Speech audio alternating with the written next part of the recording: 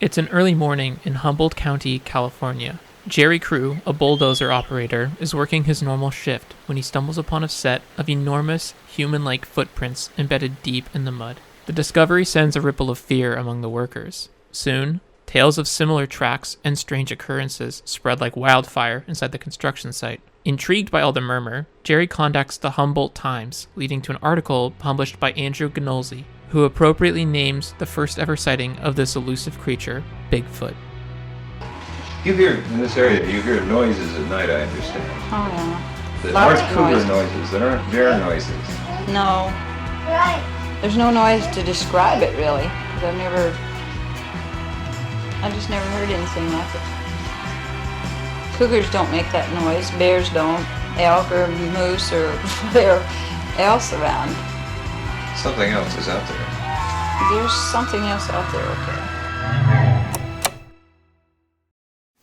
It's 1967, and a young Roger Patterson is out with his friend Bob Gimlin on an expedition to try to find evidence of Bigfoot. Patterson is close to being on his last dollar, and he's hoping the California wilderness will grace him with the sighting of a lifetime. Armed with a small film camera, Patterson and Gimlin go on horseback into the vast wilderness. After a short time, Patterson hears something across the creek bed they're venturing next to. He rushes forward and finds himself within 20 feet of a 6-foot-like ape creature. After tailing the ape for a short period of time, Patterson gathers his camera and begins to film. To understand how important this footage is in Bigfoot lore, the Wikipedia page for the Patterson-Gimlin film is longer than the entire Bigfoot Wikipedia. For the majority of the film, the creature slowly walks from the left side of the creek bed while occasionally looking at the two men. It eventually wanders off into the woods before the film reel ends. After recovering from the initial shock of seeing Bigfoot in real life, Patterson and Gimlin track the creature for a few more miles on horseback. However, after a few miles, they are no longer able to follow the trail of the elusive creature and are forced to turn around.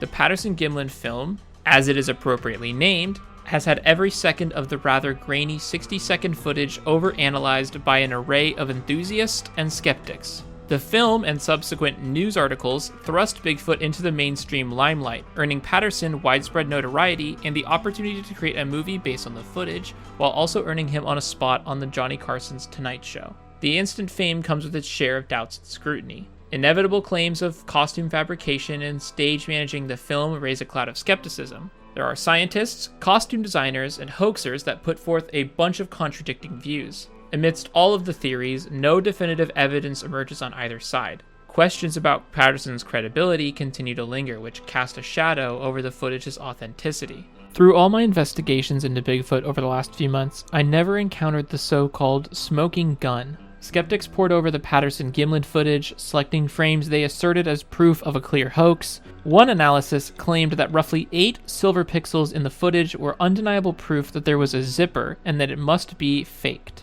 Believers, on the other hand, took alternative blurry frames as undeniable evidence of a cryptid in motion. This tug-of-war has persisted even now, with modern analysis not able to prove either side definitively. The evidence of Bigfoot has been further complicated by the numerous hoaxes perpetrated over the years. These fake encounters are easy to spot from the get-go because they follow a predictable blueprint. The fraudster will typically claim possession of solid proof, be the carcass of Bigfoot or a live one. They then spin the tale far more than they'd reveal, and then when pressed on the refutable evidence like DNA or video footage, they'd either falter, come clean, or continue the lie until they're eventually called out. Let's lightning round a few of these examples. Number 1, in 1968, a frozen corpse of an ape-like creature was found in Minnesota. A primatologist, however, quickly found that this was simply a replica made out of latex. Number 2, in 2005, a longtime Bigfoot enthusiast and CEO of Searching for Bigfoot appeared on a paranormal radio show to declare that they were extremely close to capturing a Bigfoot in California. A month later, however, he would announce that, and I'm paraphrasing, "There was no captive Bigfoot, some woman tricked me, and you're all stupid for believing me anyways." Number 3, in 2008, a pair of friends posted a video on YouTube claiming that they had discovered the dead body of Bigfoot near northern Georgia. The men received $50,000 from Searching for Bigfoot Incorporated as a reward for finding this elusive creature. All styles of mainstream news picked up on the story and reported it with light skepticism, and they were right to do so. Shortly after the contents thawed, it was found that the hair was fake, the head was hollow, and the feet were made out of rubber. After being confronted, the men admitted it was a hoax. Number 4. In August 2012, a man was dressed up as a Bigfoot for a hoax, and he was killed by a car.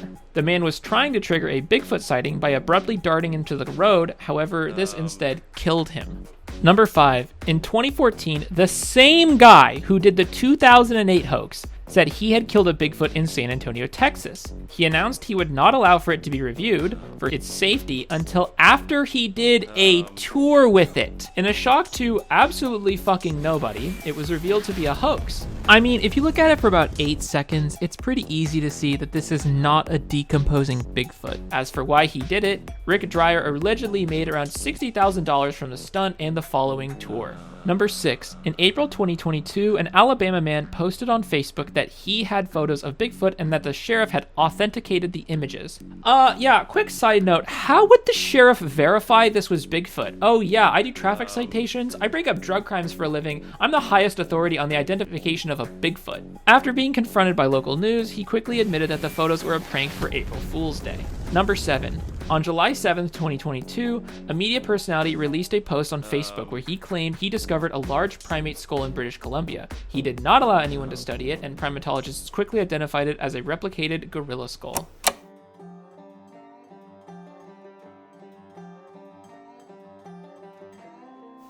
The Patterson-Gimlin film is the most credible piece of evidence, but there are more encounters which are noteworthy for one reason or another. 1971, Folk, Arkansas. A family reported a large hair-covered creature that reached through the screen window before being chased away by the husband. This, however, was determined to be a hoax because the tracks could not have been from a primate. 1974, Canada. The New York Times published the story of Albert Osman, who stated that he was kidnapped and held captive by a family of Bigfoot for 6 days in 1924. 1994, Oregon. A former U.S. Forest Service Ranger, Paul Freeman, videotaped a Bigfoot he encountered in the Blue Mountains, which is now referred to as the Freeman footage. The authenticity of this is still speculated today. 1996, Washington State. Lori Pate is camping near the Washington-Canada border when she spots a dark subject. She then films the subject running across a field and claims that it was Bigfoot. It has been dubbed the Memorial Day Bigfoot footage and is likely just a human in a gorilla costume. 2017, California. Claudia Ackley claimed to have encountered and filmed Bigfoot right before contacting emergency services. A state investigator, however, concluded that the creature was just a bear. It's worth noting that a majority of these cases and encounters have been from Bigfoot researchers. Bigfoot researchers have even had the FBI review alleged Bigfoot hair, however, it came back instead as deer hair. To me, this is noticeable because some of the best evidence of other phenomenon like UFOs were from random persons like Navy personnel and dozens of random civilians in the Phoenix Lights incident.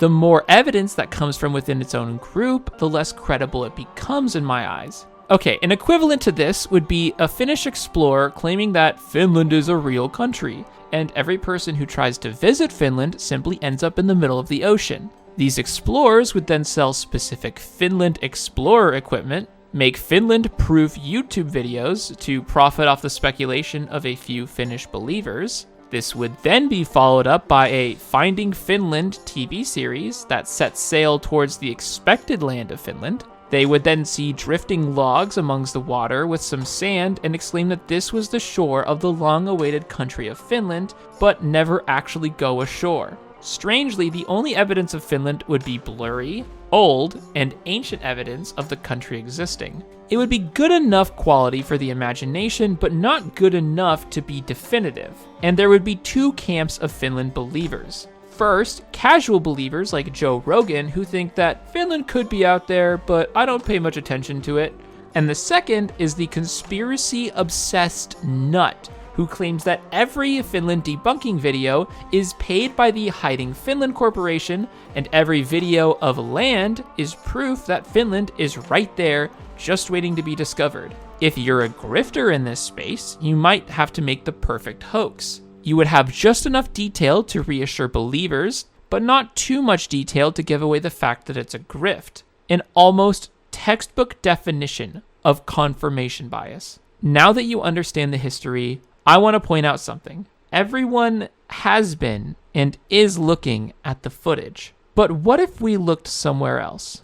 It's important to understand who is behind the camera that captured the most important piece of Bigfoot evidence and lore. Patterson has been aware and fascinated by Bigfoot for many years. He first made a book about Bigfoot in 1966 called Do Abominable Snowmen of America Really Exist? This was described as little more than a collection of newspaper clippings laced together with his poster-style prose. The book was not materially without new information, however, but the material information it brought forth was only hearsay, so no hard evidence was brought forward, which is common with speculative books like these. A year later, in the early summer, Patterson would film a docudrama about cowboys being led on a hunt for Bigfoot. An important thing to note is that this docudrama calls for encounters with Bigfoot, and for this to happen, Patterson would need to be in possession of a Bigfoot costume somewhere. Patterson was also not known to have a lot of money for these ventures, and was described as a liar and a con man by those who had known him while he was still alive before his death in 1972.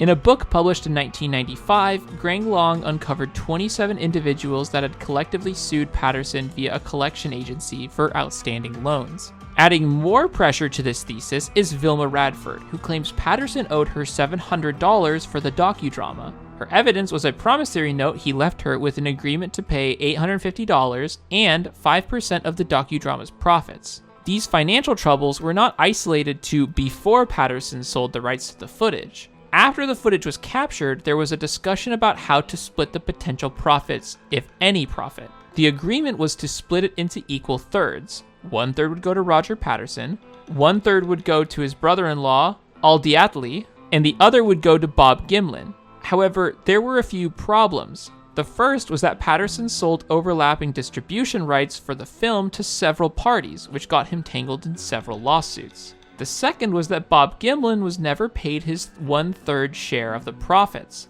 This was only fixed after Bob filed legal action against Patterson's widow and won the case in 1976. Another problematic piece of this footage is the fact that this was Patterson's first attempt at finding Bigfoot for a documentary. So a known con man who finds Bigfoot on his first trip and then proceeds to screw everyone out of the money they are owed does not paint the father of Bigfoot in favorable lighting. The man who filmed the footage is certainly not inspiring confidence, and yeah, it's gonna get worse. It's 1958, California. Ray Wallace is a 40-year-old man coming back from World War II and partial owner of the Wallace Construction Company. It's at the location of this company's construction site that the story of Bigfoot began. Now, after his death in 2002, Ray Wallace requested specifically that his family tell the full story. As he put it to the Seattle Times, quote, "He was afraid to tell anybody because they'd be so mad at me." The Seattle Times was given a tour of the 40 to 50 obviously fake wooden feet that were inside Mr. Wallace's home. The family members recounted how Mr. Wallace had requested a friend to carve the 16-inch feet that he and his brother Wilbur would use to make the footprints. The prankster was not done yet. He would continue with his antics by submitting photographs of Bigfoot eating cereal, sitting on a log, and generally just being way too human. So why? Why did he do it? So what? The original Bigfoot sighting was just a guy trying to protect his property. Well, it might help to know where both of these took place. The original fabricated Bigfoot sighting of 1958 and the renowned Patterson-Gimlin film occurred at roughly the exact same location. And the scene was not entirely original either. First, in 1966, Roger Patterson was creating his book about Bigfoot. This was a book that depicts an eerily similar encounter. In the drawing and the book, a hunter sees a female Bigfoot in a clearing next to a creek. The hunter raises its rifle, but pauses, realizing the creature is almost human, and lowers it. Now, if you look at these side by side, they do bear a lot of similarities, and the likelihood of this being an honest film starts to subside. But that's not all. This region of California had become a hotbed for Bigfoot investigators. This was thanks to Jerry Crew's widely circulated claims about gigantic footprints found at a construction site. The Patterson filming happened in these forests because of the footprints, but the footprints are fake. What this does is it creates a Jenga-style lie that has been constructed. It's important to visualize this because once the original one was proven as a fake, it tainted the reputation of every sighting in the area. If you add that blemish, along with the other problems of the Patterson-Gimlin film, you run out of credible evidence for Bigfoot's existence. For myself, this single forgery ruined the goodwill I still had towards the Patterson-Gimlin film. And without that film, the legend of Bigfoot has almost nothing left to stand on. As a side note, there are more incidents that could be discussed, like the Ape Canyon incident of 1924, but those are simply legends. They have witnesses, but they lack anything physical like the Patterson-Gimlin film in terms of evidence. So, how did he do it? How did Patterson fake the film? Number 1, the costume. Get a costume from any number of locations. Plenty of people have come forward claiming Patterson asked them to make a costume, but lack physical evidence like a receipt. However, we still have a rather damning set of circumstances. We know Patterson was in the middle of filming a docudrama about Bigfoot and had to purchase a costume due to multiple scenes that would feature a Bigfoot in them. This leads to the mostly logical conclusion that he had to have a Bigfoot costume, hoax or otherwise. Number 2, the actor. This is the hardest part to find evidence on. There is one man who claims he was asked to wear the costume and simply performed the walk for Patterson. However, obviously there's not really any proof to this. Number 3, the witness. One of the least talked about aspects of this incident in my eyes is an innocent friend being used as a prop to add legitimacy to the footage. Patterson likely asked Bob Gimlin to accompany him on the adventure, not for fun, not for profit, but as a witness that would vouch for the authenticity of the sighting. The smaller the conspiracy, the easier it is to keep secret. I do not believe that Bob has lied in any of his interviews and that Patterson kept the lie from him for this exact reasons. I believe that Bob Gimlin sincerely believes what he saw. Number 4, the location. Almost all sightings were confined to the original area of Northern California, and so where is better to go than the median between recent sightings and the origin of the first documented Bigfoot sighting? Number 5, the encounter. Where would he get the movement idea and overall location from? The book he wrote a year earlier in 1966. Every stage of the filmed encounter can be traced back to one piece of his past. Finding where he got the inspiration from, the equipment, it all can be tied back to something Roger Patterson had on him for one reason or another. He had all the perfect pieces to create the perfect hoax. All he had to do now was execute. While we'll never know the whole truth of the legend, we can at least marvel at how far it's come and wait to see where it goes.